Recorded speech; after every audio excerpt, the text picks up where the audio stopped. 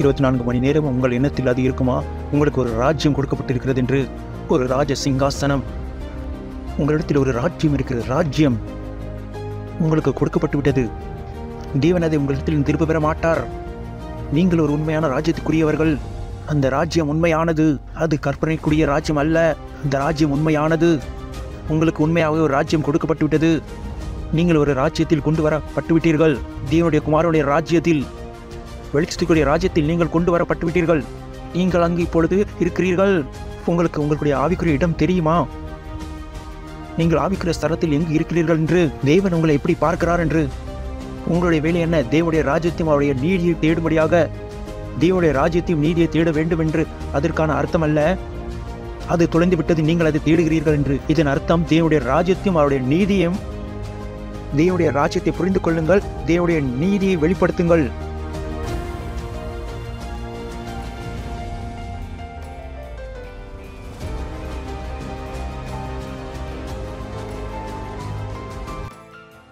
Praise the Lord. Hallelujah. உன் கரங்களை உயர்த்தலாம். தேவனோடு பேசுங்கள். அவருக்கு நன்றி செலுத்துங்கள். அவருடைய உள்ளத்திலிருந்து அவருக்கு நன்றி செலுத்துங்கள். அவர் கொடுத்த அந்த அனைத்திற்கும் உங்களுக்காக நன்றி பிதாவே. உங்கள் மூலமாக செய்ததை நன்றி பிதாவே. நீரே பெரியவர், நீரே வல்லமை உள்ள தேவன், என்னுடைய தயவு என்று உள்ளது. நன்றி நன்றி நன்றி. நீர் கொடுத்த பரிசுத்த ஆவியானவருக்காக, உம்முடைய வார்த்தைகளுக்காக, நீர் எங்களுக்கு கொடுத்த அந்த வெற்றிற்காக நன்றி பிதாவே. இந்த நேரத்திற்காக நீர் எங்களுக்கு கொடுத்த உம்முடைய ஆவியின் மூலமாக நாங்கள் கற்றுக்கொண்டு முன்னேறுபடியாக நாங்கள் சொல்கிறோம். எங்கள் ஆவி ஆத்மா சரீரம் திறந்தப்பட்டிருக்கிறது. உம்முடைய வார்த்தைகளை கேட்கும்படியாக இயேசு கிறிஸ்துவின் நாமத்தில் ஜெபிக்கிறோம் பிதாவே. ஆமென். Praise the Lord. அருகிலே பார்த்து சொல்லுங்கள், வரவேற்கிறோம். Praise the Lord. ஹல்லேலூயா. சொல்லுங்கள், நான் முன்னேறுகிறேன். என்னில் இருப்பவர் பெரியவர், உலகத்தில் இருப்பவரை காட்டிலும். ஹல்லேலூயா. ஸோ இன்று முதல் நம்ம ஒரு முக்கியமான காரியத்தை பற்றி ரெஃப்ரெஷ் செய்ய இருக்கிறோம். அது என்னவென்றால், ரொம்ப முக்கியமானது. அநேக நேரம் இதனை தொடர்ந்து இதை பற்றி பேசுவதில்லை. குறைந்த பேர் தான் இருக்கிறார்கள், பிரயாசப்படுகிறார்கள் அதன்படியாக ஜீவிக்கும்படியாக. வாருங்கள் நாம் பார்ப்போம். மத்தேயு 6ஆம் அதிகாரம் 33ஆம் வசனம். மத்தேயு 6ஆம் அதிகாரம் 33ஆம் வசனம். கிறிஸ்து இயேசுவினுடைய அற்புதமான வார்த்தைகள். அவர் கூறுகிறார், முதலாவது தேவனுடைய ராஜ்யத்தையும் அவருடைய நீதியும் தேடுங்கள், அப்பொழுது இவைகள் எல்லாம் உங்களுக்கு கூட கொடுக்கப்படும்.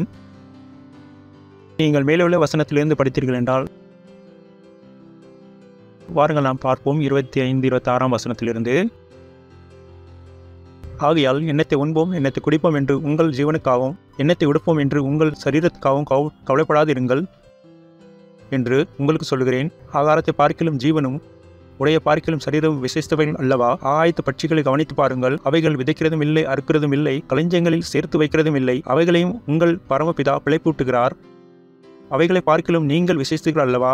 கவலைப்படுகிறதுனாலே உங்களில் எவன் தன் சரீர அளவோடு ஒரு முளத்தை கூட்டுவான்? உடைக்காகவும் நீங்கள் கவலைப்படுகிறது என்ன? காட்டு புஷ்பங்கள் எப்படி வளர்கிறது என்பதை கவனித்து பாருங்கள். அவைகள் உழைக்கிறதும் இல்லை, நூற்கிறதும் இல்லை. என்றாலும் சாலமோன் முதலாய் தன் சர்வ மகிமையிலும் அவைகளில்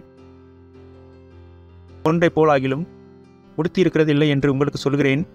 அற்ப விசுவாசிகளே, இன்றைக்கு இருந்து நாளைக்கு அடுப்பிலே போடப்படும் காட்டு புல்லுக்கு தேவன் விதமாக உடுத்துவித்தால் உங்களுக்கு உடுத்துவிப்பது அதிக நிச்சயம் அல்லவா? ஆகையால் எண்ணத்தை உண்போம். அருகில் இருப்ப பார்த்து சொல்லுங்கள், ஆகையால் எண்ணத்தை. இங்கு யாரை பற்றி பேசுகிறார்? என்னையும் உங்களையும் பற்றி. அவர் உலகத்தாரை பற்றி பேசவில்லை, என்னையும் உங்களையும் பற்றி தான் பேசுகிறார். வாருங்கள் பின்பு நாம் பார்ப்போம் அவர் ஏன் நம்மளோடு இப்படி பேசுகிறார் என்று. தேவன் இங்கு ஒரு இன்ஸ்ட்ரக்ஷன் கொடுத்திருக்கிறார். ஆகையால் எண்ணத்தை. இங்கு அவர் யூதர்களோடு பேசிக் கொண்டிருந்தார். இங்கு யூதர்கள் தேவனுடைய ராஜ்யத்தை அவர்கள் கையில் கொடுக்கும்படியாக எதிர்பார்த்து கொண்டிருந்தார்கள். அவர்கள் எண்ணிக்கொண்டிருந்தார்கள், கிறிஸ்து வந்து அவர்களுக்கு அந்த ராஜ்யத்தை கொடுப்பார் என்று நினைத்திருந்தார்கள். இங்கு இயேசு கிறிஸ்து ஒன்றை புரிந்து கொண்டார், இவர்களுக்கு என்ன தேவை என்று, இவர்களுடைய எண்ணம் எங்கு இருக்கிறது என்று. அதனால் அவர் அவர்களுக்கு அவர்களை தயார்படுத்தி கொண்டிருந்தார். அந்த ராஜ்யத்துடைய ஜீவனுக்காக அவர் புரிந்திருந்தார், ராஜ்யத்தை கொடுப்பதும் ராஜ்யத்தை வாழ்வதும் வேறுபட்டது என்று. ஒருவருக்கு அந்த ராஜ்யம் கொடுக்கப்படலாம், ஆனாலும் அவர் அந்த ராஜ்யத்தின்படி ஜீவிக்காமலும் இருக்கலாம். Praise the Lord. Hello hello hello, எத்தனை பேர் இருக்கிறீர்களா? எத்தனை பேர் இருக்கிறீர்கள்? அப்படியாக எண்ணிக்கொள்ளுங்கள். ஒருவருக்கு நாம் வாகனம் வாங்கி கொடுத்து விட்டோம், ஆனால் அதை அவருக்கு ஓட்டுவதற்கு தெரியாது.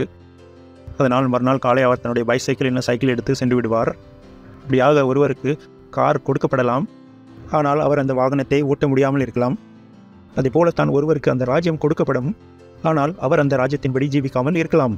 இங்கு இயேசு கிறிஸ்து அவர்களுக்கு ஒரு முக்கியமான தெரியப்படுத்தி கொண்டிருந்தார். அவர் கூறினார், ஆகையால் எண்ணத்தை உண்போம் எண்ணத்தை குடிப்போம் என்று கவலைப்படாதிருங்கள். அருகில் ஏற்பாடு பார்த்து சொல்லுங்கள், எண்ணத்தை குடிப்போம் என்று கவலைப்படாதிருங்கள். சில பேர் கூறவே இல்லை, திரும்ப ஒரு தரம் சொல்லுங்கள், நீங்கள் எண்ணத்தை குடிப்போம் என்று கவலைப்படாதிருங்கள். இங்கு மட்டுமல்ல, வெளியில் சென்று நீங்கள் சொல்லாதீர்கள், பாலின் விலை உயர்ந்து விட்டது, விலைவாசி உயர்ந்து விட்டது. ஒருவேளை நீங்கள் இப்படியாக சொல்கிறீர்கள் என்றால் ஆல்ரெடி நீங்கள் எதை செய்யக்கூடாதோ அதை செய்து கொண்டு இருக்கிறீர்கள். வேதம் நமக்கு கூறுகிறது, நாம் என்னத்தை சொல்ல வேண்டும், எதை சிந்திக்க வேண்டும், எதன்படி செயல்பட வேண்டும் என்று. இங்கு பாருங்கள் வேதம் என்ன கூறுகிறது என்று. ஆகையால் எண்ணத்தை உண்போம் எண்ணத்தை குடிப்போம் என்று கவலைப்படாதிருங்கள். ஆனால் அநேக பேருடைய கவலை இன்று இதுதான், விலைவாசி உயர்ந்து விட்டது, எப்படி நாம் சாப்பிடுவோம், விலைவாசி உயர்ந்து விட்டது, பிள்ளைகளுக்கு எப்படி ஃபீஸ் கொடுக்க முடியும். வேதம் சொல்லுகிறது, இதைத்தான் நீங்கள் செய்யாதீர்கள் என்று. தேவன் உங்களுக்கு கொடுத்ததை நீங்கள் பார்க்க வேண்டும் என்று விரும்பினீர்கள் என்றால் முதலாவது நீங்கள் பார்க்க வேண்டும் நீங்கள் என்ன செய்ய வேண்டும் என்று.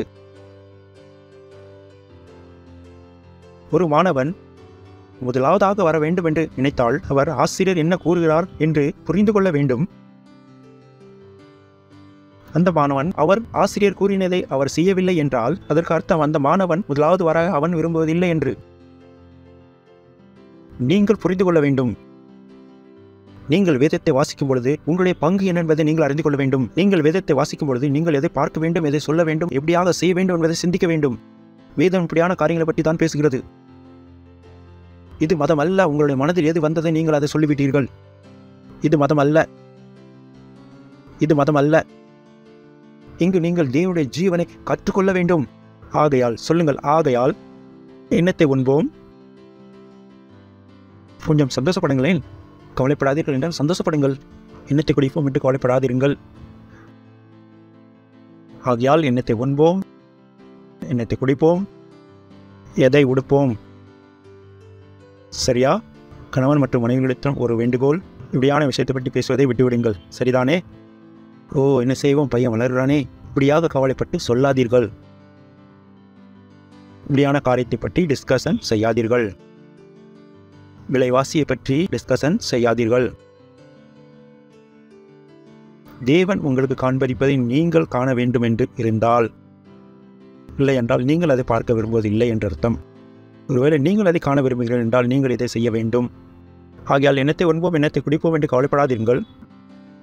கவலைப்படுவதை காட்டிலும் அவர்கள் அதை சொல்லி விடுகிறார்கள். வேதம் நமக்கு இதுக்கு எதிராக கூறுகிறது. இது ஒரு சின்ன விஷயமாக உங்களுக்கு தெரியலாம். ஒருவேளை நீங்கள் இதை செய்ய கற்றுக்கொள்ளவில்லை என்றால் ஒரு பொழுதும் இந்த பெரிய காரியங்களை காண மாட்டீர்கள். ஒரு பொழுதும். அருகில் இருப்ப பார்த்து சொல்லுங்கள், கவலைப்படாதிருங்கள். சந்தோஷப்பட்டுக் கொள்ளுங்களேன். இப்பொழுது ஜனங்கள் கவலைப்பட்டுக் கொண்டுதான் இருக்கிறார்கள். வீட்டுக்கு போக வேண்டும். அநேக நேரத்தில் ஜனங்கள் இங்கு இருப்பார்கள், அவருடைய சிந்தனைகள் அங்கு இருக்கும்.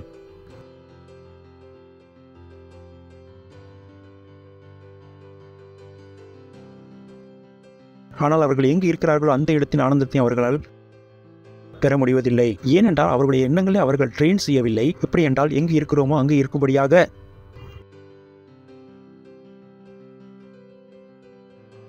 இது அப்படியான ஒரு பயிற்சி நீங்கள் உங்களுடைய சிந்தனைகளுக்கு கொடுக்க வேண்டும். எங்கு இருக்கிறீர்களோ அங்கே இருங்கள். அந்த இடத்துடைய ஆனந்தத்தை பெற்றுக்கொள்ளுங்கள். மற்ற காரியங்களை மறந்துவிடுங்கள். உங்களுக்கு தெரியுமா, அநேகருடைய ஜீவனில் அவர்களுடைய கவலைதான் தேவனுடைய ஆசீர்வாதத்தை தடை செய்கிறது என்று. ஜனங்கள் அவ்வளவா கவலைப்படுகிறார்கள். தேவன் கூறுகிறார், முதலாவது கவலைப்பட விடு, அப்புறம் நான் உன்னோடு பேசுகிறேன். நீங்கள் கவலைப்பட்டு கொண்டிருக்கும் வரைக்கும் தேவன் ஒன்றுமே செய்ய மாட்டார். தேவன் கூறுவார், முதலாவது நீ செய்து கொள், அப்புறமாக நான் ஏதாவது செய்கிறேன் என்று. வெறும் கவலையினால் ஜனங்கள் தங்களுடைய ஜீவனை சீர்குலைத்துக் கொண்டு விட்டார்கள். பெரும் கவலையினால். ரொம்ப கவலையாக இருக்கிறது. யார் கூறினார் நீங்கள் கவலைப்பட வேண்டும் என்று? அருகில் இருப்ப பார்த்து சொல்லுங்கள், யார் உங்களை சொன்னார் கவலைப்பட வேண்டும் என்று? தேவனை சொல்லவில்லையே. Praise the Lord. சிரித்துக் கொள்ளுங்கள். சில பேரிடம் கவலைப்படாதீர்கள் என்று சொன்னாலும் அவர்களுக்கு தெரியவதில்லை காலையிலிருந்து மாலை வரை என்ன செய்ய வேண்டும் என்று. இயேசு கிறிஸ்து இவர்களை அறிந்திருக்கிறார். அவர்கள் வேலை கொடுத்து எப்படி செய்யணும்? Praise the Lord. சொல்லுங்கள், கவலைப்படாதிருங்கள்.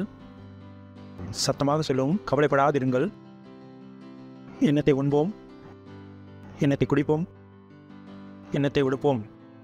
சில பேர் எப்படி என்றால் கூறுவார்கள், பாஸ்டர் சொல்லியிருக்கிறார் கவலைப்பட வேண்டாம் என்று.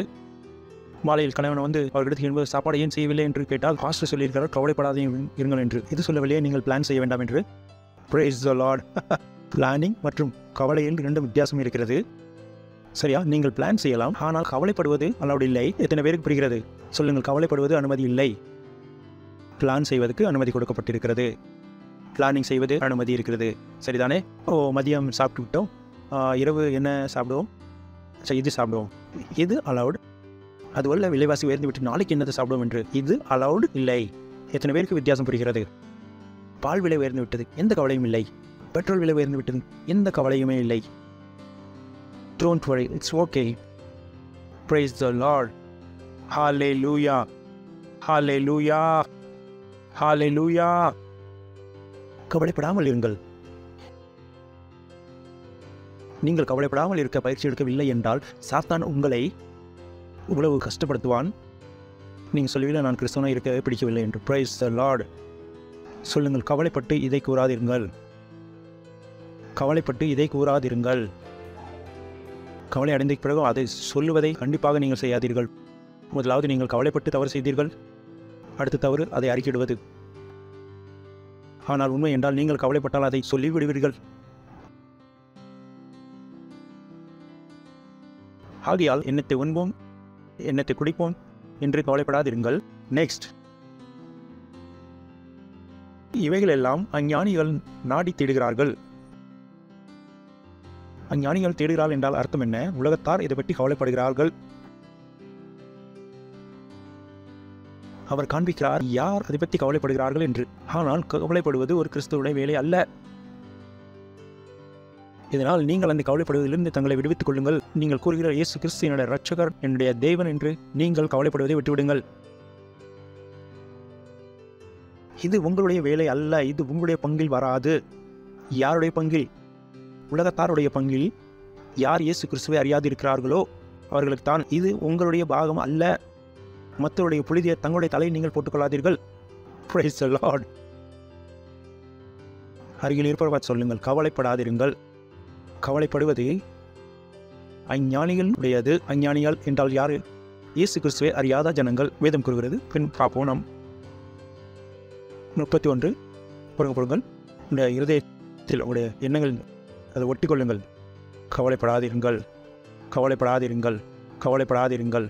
இதை நீங்கள் ப்ராக்டிஸ் செய்து கொண்டீர்கள் என்றால் உங்களுடைய வாழ்க்கை வேகமாக முன்னேறிவிடும். Praise the Lord. இந்த காரியங்களை தான் ஜனங்கள் இன்று வரை செய்யவில்லை.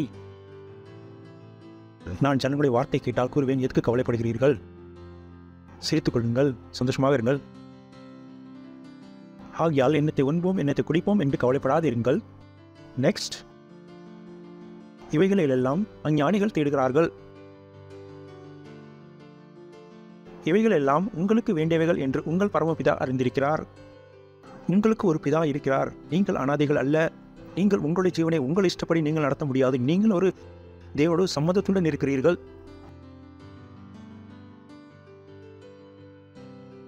நாம் மற்றவர்களை விட தனிப்பட்டவர்கள். நமக்கு ஒரு பிதா இருக்கிறார். பிதா தேவன் நம்முடைய பிதாவாக இருக்கிறார். நம்முடைய தேவன் அப்படியாக அல்ல, நீங்கள் வேண்டும் வரைக்கு அவர் கொடுப்பாமல் இருப்பார் என்று. இல்லை இல்லை இல்லை. அவர் நம்முடைய பிதா. குழந்தை பிறக்கும் பொழுது அவன் பிதாவிடம் கேட்க தேவையில்லை. பிதா அறிந்திருக்கிறார் அவருடைய பிள்ளைக்கு என்ன தேவை என்று. பிள்ளைகள் கேட்காமலே பிதா அதை பூர்த்தி செய்கிறார். அவருடைய தேவைகளை அவர் காண்பிக்கிறார். உங்களுடைய எண்ணங்கள் எதில் ஃபோக்கஸாக இருக்க வேண்டும் என்று சொல்லுங்கள். தேவன் என்னுடைய பரமபிதா. சந்தோஷமாக சொல்லுங்கள், தேவன் என்னுடைய பிதாவாக இருக்கிறார். உங்களுக்கு உதவி செய்ய யாரும் இல்லாத போல ஒரு ஜீவனை ஜீவிக்காதீர்கள். அநேக பேர் அப்படியான ஜீவனை ஜீவிக்கிறார்கள். அவர்களுக்கு உதவி செய்ய யாருமே இல்லாதது போல சொல்லுகிற, நான் உதவி செய்ய எனக்கு யாரும் இல்லை, நான் போகிறேன் தற்கொலை செய்ய. யாரோ ஒருவர் இருக்கிறாரே உங்களுடைய பிதா. எப்படி நீங்கள் தற்கொலை செய்ய சிந்திக்க முடியும்? பிரச்சனைகள் நிறைய இருக்கிறது. இருக்கலாம் ரொம்ப பிரச்சனைகள். ஆனால் உங்களிடத்தில் ஒரு பிதா இருக்கிறார். மற்றவர்களிடத்தில் இல்லை, ஆனால் உங்களிடத்தில் இருக்கிறாரே. கேள்வி என்னவென்றால், நீங்கள் இதை எப்பொழுதாவது பயன்படுத்தினீர்களா? இந்த பிதா எதுக்காக இருக்கிறார்? உங்களுக்கு உதவி செய்யதானே இருக்கிறார். அவருக்கு எந்த ஒரு வருத்தமும் இல்லையே. Praise the Lord. Hallelujah. சொல்லுங்கள், எனக்கு ஒரு பிதா இருக்கிறார். எனக்கு ஒரு பிதா இருக்கிறார். எனக்கு ஒரு பிதா இருக்கிறார். சொல்லுகிறீர்களா? அதை ஏற்றும் கொள்வீர்களா? இப்படியாக வாழ்வது ஆரம்பித்து விடுங்கள். உங்களுக்கு ஒரு பிதா இருப்பது போல. Praise the Lord. சொல்லுங்கள், நான் அனாதை இல்லை. நான் அனாதை இல்லை. சந்தோஷமாக சொல்லுங்களேன், நான் அனாதை இல்லை. எனக்கு ஒரு பிதா இருக்கிறார். எனக்கு என்ன தேவை என்று அவர் அறிந்திருக்கிறார். அவர் அறிந்திருக்கிறார் உங்களுடைய தேவை என்ன என்று. அநேக பேர் இதை பயன்படுத்தி அவர்கள் வாழ்வதே இல்லை. கவலையினால் அவருடைய ஜீவனை அவர்கள் நஷ்டப்படுத்திக் கொண்டிருக்கிறார்கள். Praise the Lord. இவைகளெல்லாம் ஞானிகள் நாடி தேடுகிறார்கள். இவைகள் எல்லாம் உங்களுக்கு வேண்டியவை என்று உங்கள் பரமபிதா அறிந்திருக்கிறார். சொல்லுங்கள், பரமபிதா. சொல்லுங்கள், என்னுடைய பரமபிதா அறிந்திருக்கிறார் உங்களுக்கு வேண்டியவைகளை. ஒருவரும் கூறவில்லை உணவு, உடை, இடம் தேவையில்லை என்று. யாருமே சொல்லவில்லை. அப்படி நமக்கு தெரியும் அது தேவை என்று. நாம் அதையும் அறிந்திருக்கிறோம். எனக்கு தேவை என்று அறிந்திருக்கிறேன் என்றால் என்னுடைய பிதாவும் அறிந்திருக்கிறார் எனக்கு தேவை என்று. நாம் அதையும் அறிந்திருக்கிறேன். எனக்கு என் வாழ்நாள் முழுவதற்கான உடைகள், என் வாழ்நாள் முழுவதற்கான சாப்பாடு எனக்கு ஏற்கனவே ஆயத்தப்படுத்தப்பட்டிருக்கிறது. Praise the Lord. Hallelujah. Hallelujah. எத்தனை பேர் இருக்கிறீர்கள்? சொல்லுங்கள், என் வாழ்நாள் முழுவதற்கான உடைகள். நல்ல விஷயத்தை தானே கூறுகிறேன். சொல்லுங்கள், சிம்பிள். இதை சொல்லிக்கொண்டே இருங்கள். சரியா? சொல்லுங்கள், என் வாழ்நாள் முழுவதற்கான உடைகள், வாழ்நாள் முழுவதற்கான உணவு, வாழ்நாள் முழுவதற்கான இருப்பிடம், இது ஏற்கனவே ஆயத்தமாக இருக்கிறது. தேவன் ஆயத்தப்படுத்தியிருந்தால் அதை நல்லதாகவே ஆயத்தப்படுத்தியிருப்பார். Praise the Lord. ஆனால் அநேக பேர் இதை அறிந்திருக்கவே இல்லை. அநேக பேர் சிறிய வீட்டிலே இருக்கிறார்கள், எதெல்லாமா சாப்பிடுகிறார்கள். அவர்கள் அதை அறிந்திருக்கவே இல்லை. அவர்களுக்கு ஆயத்தப்படுத்துகிறவர் யார் என்று.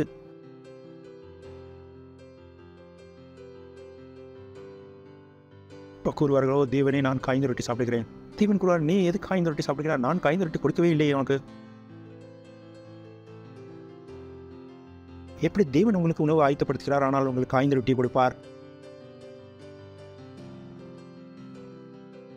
ஆனால் அநேக பேர் இதை அறிந்திருக்கவே இல்லையே. ஏனென்றால் அவர்கள் அதை பயன்படுத்திக் கொள்ளவே இல்லை. அவர்கள் ஒரு பொழுதும் அதை அறிந்து கொள்ளக்கூட விரும்பவில்லை. அவர்கள் பெற்றோர்கள் அதை அறிந்து கொள்ள விரும்பவில்லை. அவருடைய நண்பர்கள் எப்பொழுதும் அறிந்து கொள்ள விரும்பவில்லை. எல்லோரும் வயசும், நான் அவ்வளோ கடினமான உழைத்தேன், இதை பெற்றேன். நான் உழைத்தேன், இதை வாங்கினேன். என்னுடைய சாட்சி என்னவென்றால், நான் உழைத்து எதுவுமே பெற்றுக்கொள்ளவே இல்லை. நான் உழைத்து சபைக்குத்தான் கொடுத்தேன். மற்றதெல்லாம் எனக்கு ஃப்ரீயாகவே கிடைத்துவிட்டது. இது என்னுடைய சாட்சி. உழைத்து வாழ்பவர்கள் என்னுடையபடி அவர்கள் முட்டாள்கள் என்று நான் கூறுவேன். நான் உழைத்து தான் சாப்பிட வேண்டும். அதை கழுதையும் செய்கிறதே. இலவசமாக உங்களிடத்தில் எப்பொழுது வரும்? Praise the Lord. ஹா ஹா ஹா ஹா ஹா ஹா ஹா ஹா. சில பேர் இப்படியான ஜீவனை அறிந்திருக்கவே இல்லை. உழைப்பார்கள், சாப்பிட்டு விடுவார்கள்.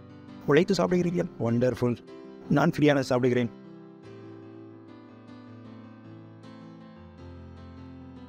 ஜனங்கள் இதை அறிந்திருக்கவே இல்லை. அந்த ஜீவன் வேறு விதமானது. அவர்கள் அறிந்திருக்கவில்லை அவர்களுக்கு தவறான ஒரு ஜீவனை கொடுத்திருக்கிறார்கள் என்று. அவர்கள் உலகத்தார் போல வாழ்கிறார்கள். இவைகளை எல்லாம் அஞ்ஞானிகள் தான் நாடி தேடுகிறார்கள்.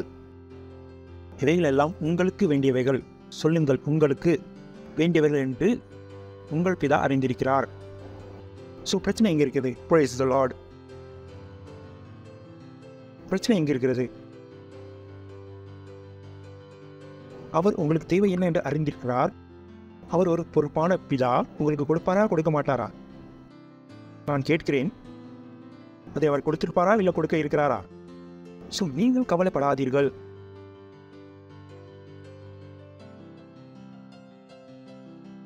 நீங்கள் கவலைப்படாதீங்கள். உங்களுக்கு தேவன் வேறு ஒரு வேலை கொடுத்திருக்கிறார், கவலைப்படாதீங்க, நான் உங்களுக்கு காண்பிக்கிறேன். ஆனால் ஜனங்கள் அந்த வேலையை விட்டுவிட்டு இதை செய்து கொண்டிருக்கிறார்கள். உங்களுக்கு என்ன வேலை கொடுக்கப்பட்டிருக்கிறோ அதை நீங்கள் செய்யுங்கள். கொடுக்காத வேலையை ஏன் நீங்கள் செய்கிறீர்கள்? Price the Lord. ஹா ஹா ஹா ஹா. எத்தனை பேர் இருக்கிறீர்கள்? எத்தனை பேர் இருக்கிறீர்கள்? சிந்தித்து பாருங்கள். நீங்கள் ஏதாவது ஒரு அலுவலகத்துக்கு செல்கிறீர்கள். அங்கே ஒரு 25 பேர் இருக்கிறார்கள். இது இவருடைய வேலை, அது அவருடைய வேலை, இது இவருடைய வேலை, இது இவருடைய வேலை, இது இவருடைய வேலை. நீங்கள் யாருடைய வேலை செய்வீர்கள்? சாதாரண கேள்வி தானே. யாருடைய வேலை செய்வீர்கள்? இங்கே இருப்பவர் எல்லாருடைய வேலை செய்வீர்களா?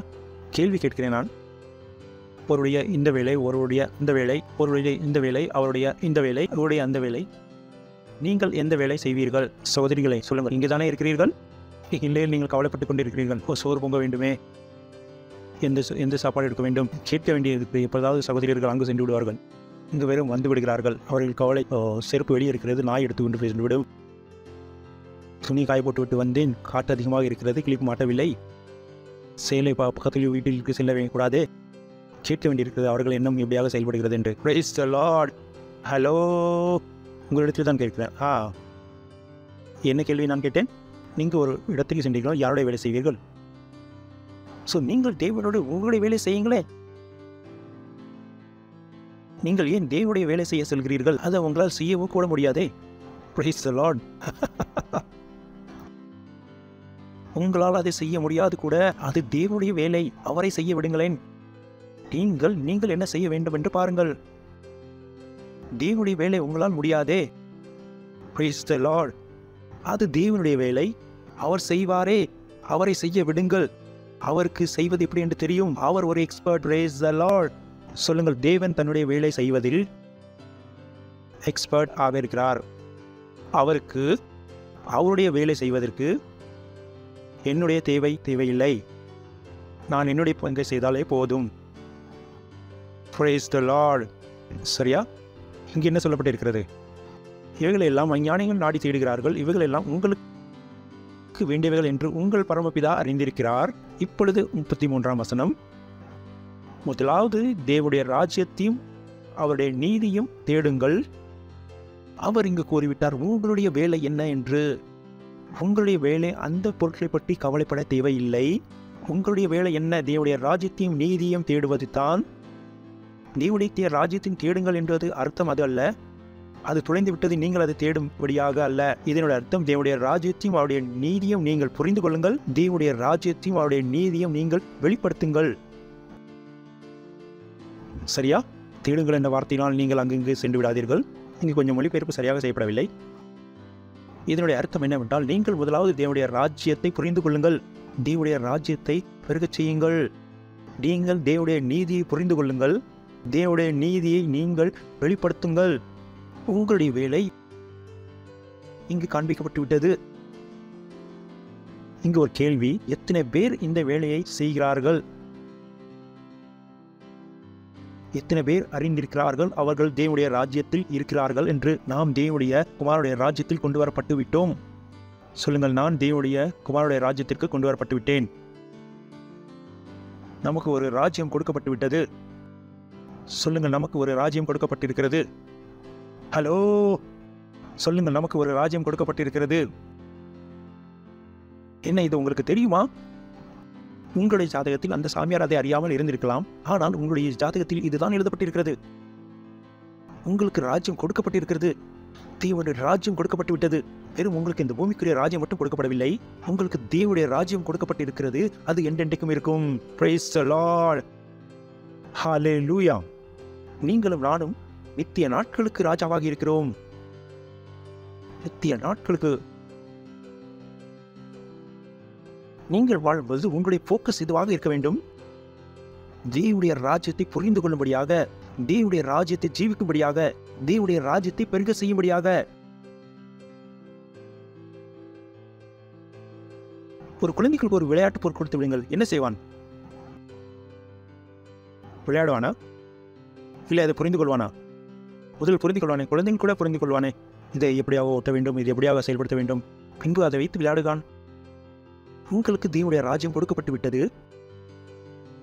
என்னை நீங்கள் இதை அறிந்திருக்கிறீர்களா? என்ன உங்கள் எண்ணங்களில் 24 மணி நேரம் இது இருக்கிறதா? உங்களுக்கு ஒரு ராஜ்யம் கொடுக்கப்பட்டு விட்டது. ராஜ்யம்.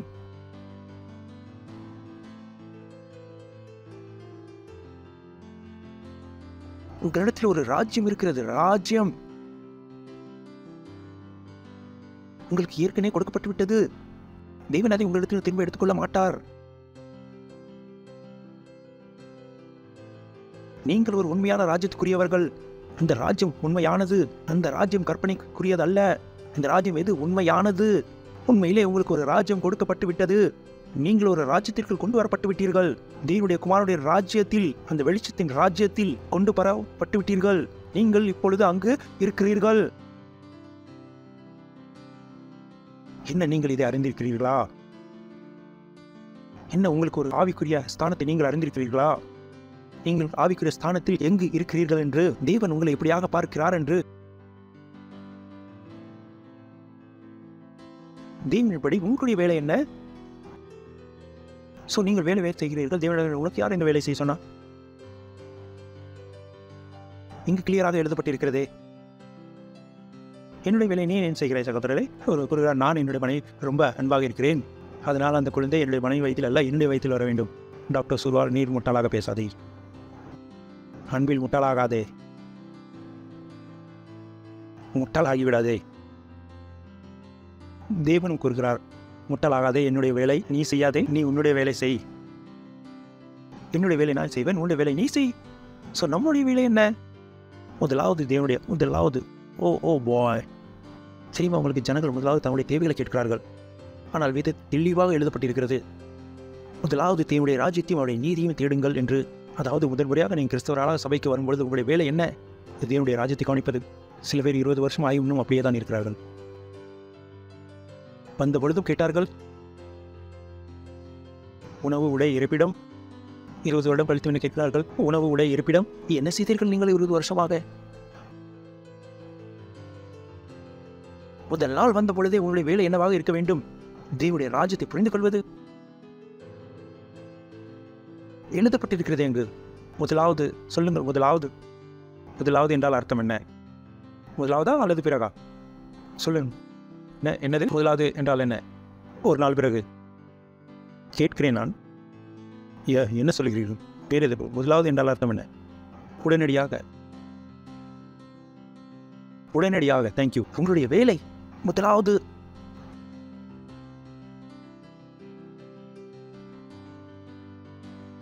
வேலைக்கு செல்வது எது? புரிந்து கொள்ளுங்கள்.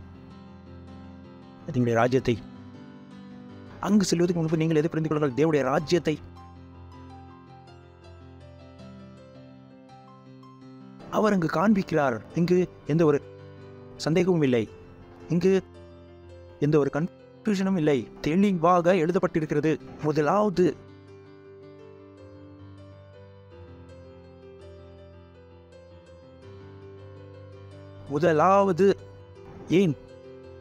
ஏனென்றால் உங்களுக்கு ராஜ்யம் கொடுக்கப்பட்டு விட்டது. Praise the Lord. சொல்லுங்கள், எனக்கு ராஜ்யம் கொடுக்கப்பட்டிருக்கிறது. நான் ராஜ்யத்தில் இருக்கிறேன். முதலாவது நான் எதை கற்றுக்கொள்ள வேண்டும்? ராஜ்யத்தில் ஜீவிக்கும்படியாக. Praise the Lord. உங்கள் கரங்களை உயர்த்தி அன்னை பாஷையில் பேசுங்கள். சொல்லுங்கள், அன்னை பாஷையில் பேசுங்கள். அன்னை பாஷையில் பேசுங்கள். ராஜாக்கள் ராஜாவின் இடத்தில் பேசுவார்கள். ராஜாவிடத்தில் தேவனிடத்தில் நீங்கள் பேசுகிறீர்கள். நீங்கள் அந்த ராஜ்யத்துக்குரியவர்கள். அந்த ராஜ்யத்தில் உங்களுக்கு ஒரு பிதா இருக்கிறார். அவரோடு நீங்கள் அந்நிய பாஷையில் பேசலாம். Praise the Lord. Hallelujah. சொல்லுங்கள், நான் தேவனுடைய ராஜ்யத்திற்குரியவன். சந்தோஷமாக சொல்லுங்கள், நான் தேவனுடைய ராஜ்யத்திற்குரியவன். நான் தேவனுடைய ராஜ்யத்தில் இருக்கிறேன். தேவனுடைய ராஜ்யம் எனக்குள் இருக்கிறது. 3 விஷயமும் வேறானது. முதலாவது, நான் தேவனுடைய ராஜ்யத்துக்குரியவன். நான் தேவனுடைய ராஜ்யத்தில் இருக்கிறேன். தேவனுடைய ராஜ்யம் எனக்குள் இருக்கிறது. ஹல்லேலூயா. உங்களுடைய வேலை என்ன? புரிந்து கொள்வது, அதன்படி வாழ்வது, அதை பெருகச் செய்வது. இந்த 3 வேலையும் நீங்கள் அதை செய்யலாம். இந்த உலகம் உங்களுடையதாகிவிடும். இந்த உலகம் உங்களை கேட்கும்படியாக ஆகிவிடும். உங்களோடு செயல்பட தயாராகிவிடும். ஏனென்றால் ராஜாவோடு யாரும் செல்ல விரும்ப மாட்டார்கள். ஹல்லேலூயா. ராஜாவோடு செல்வது ஜனங்களுக்கு ஒரு மரியாதை தானே. என்று இந்த ராஜ்யத்தை நீங்கள் ஜீவிக்கும்படியாக புரிந்து கொள்வீர்களோ எல்லா காரியங்களும் லேசாக ஆகிவிடும். ஒவ்வொரு காரியங்களும். Praise the Lord. ஹல்லேலூயா. சொல்லலாம், மகிமை மகிமை. இது உங்களுடைய காணிக்கை, தசமபாகம், பார்ட்னர்ஷிப் கொடுக்க வேண்டிய நேரம். இதெல்லாம் நீங்கள் செய்யுங்கள். இதெல்லாம் தேவனுடைய ராஜ்யத்தை பெருக செய்யும்படியான காரியங்கள். உங்களுடைய பொருளாதாரத்தின் மூலம் பெருக செய்யுங்கள். உங்களுடைய பிரார்த்தனையின் மூலம் பெருக செய்யுங்கள். உங்களுடைய உழைப்பினால் அதை பெருக செய்யுங்கள். உங்களுடைய ஒவ்வொரு காரியங்கள் தேவனுடைய ராஜ்யத்தை பெருக செய்தால் நல்லதாக இருக்கும். இதனால் தான் நீங்கள் இருக்கிறீர்கள்.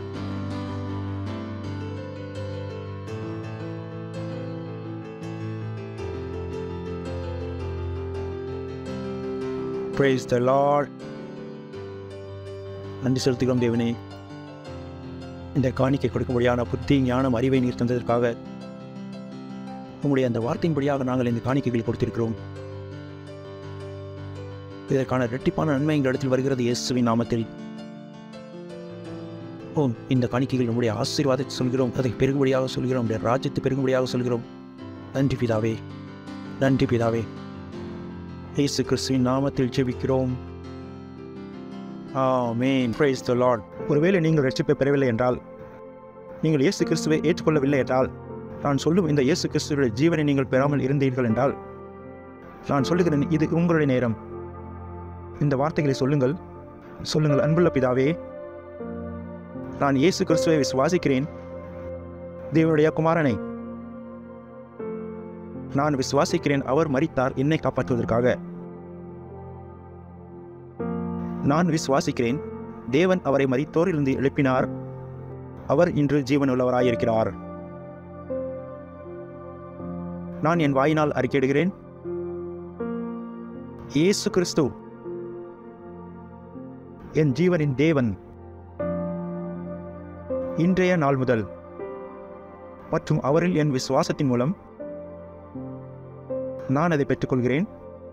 நித்திய ஜீவனை என்னுடைய இருதயத்தில், என்னுடைய ஆவியில். நன்றி ஆண்டவரே, என் ஆத்மாவை காப்பாற்றியதற்காக. இப்பொழுது என்னிடத்தில் நித்திய ஜீவன் இருக்கிறது. நான் இப்பொழுது தேவனுடைய குமாரன். நான் புதிதாக பிறந்திருக்கிறேன். நன்றி ஆண்டவரே. நீங்கள் ஒருவேளை இந்த பிரார்த்தனை செய்தீர்கள் என்றால், பாஸ்டர் கிறிஸ்துடன் வாழ்த்துகள் உங்களுக்கு. தேவனுடைய குடும்பத்தில் உங்களை வரவேற்கிறோம். எழுந்து நின்று தேவனுக்கு நன்றி செலுத்துவோம். கர்த்தராகிய இயேசு கிறிஸ்துவினுடைய கிருபையும் தேவனுடைய அன்பும் பரிசுத்த ஆவியானவருடைய ஐக்கியமும் நம் அனைவரோடு கூட இருப்பதாக. இயேசு கிறிஸ்துவின் நாமத்தில் ஆமேன். என் ஜீவனுள்ள நாளெல்லாம் அன்மை கிருபை என்னை தொடரும். நான் கர்த்தருடைய வீட்டிலே நீடித்த நாட்களாய் நிலைத்திருப்பேன். இயேசு கிறிஸ்துவின் நாமத்தில் ஆமேன். ஆனந்தமடையுங்கள். வார்த்தை செயல்படுகிறது. தேங்க்யூ. God bless you.